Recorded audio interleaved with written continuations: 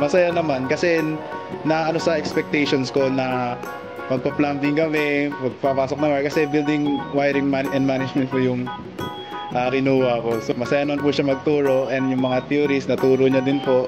Masaya din po mag-drawing.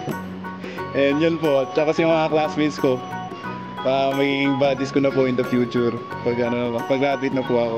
Para sa akin, exciting tsaka sobrang okay yung experience namin dito sa MFI.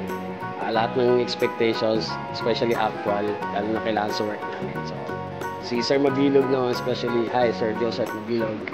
Very energetic and very clear lahat ng pagtuturo niya is na ano naman niya, na-apply naman, naipakita na sa amin na maayos and then trinay din namin gawin at nagawa din naman namin. Kaya gumraduate kami. Thank you. It's very knowledgeable and it really helps us para sa new learnings. And si Sir Joseph is very energetic and hindi siya madamot mag-share ng experiences with regards sa electrical. So, and also yung mga kasama ko naman, kahit konti kami, sobrang energetic and very friendly. Kaya naging masaya yung training namin. So, that's it.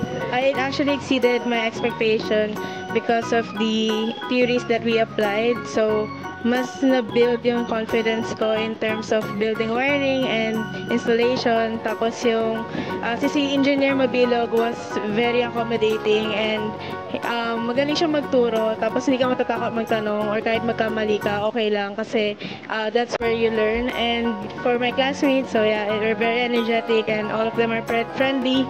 And yeah, this was a great experience. Bali, masaya po yung training po namin. Excited dahil marami po kami natutunan. Turo po ni teacher po namin si Sir Joseph Mabilog. Marami po siyang tinuro sa amin na dapat namin i-apply sa trabaho namin.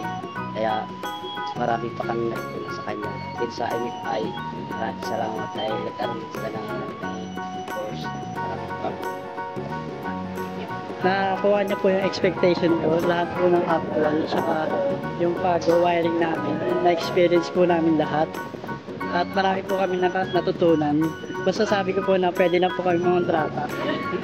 Yun po, marami pong salamat sa MFI.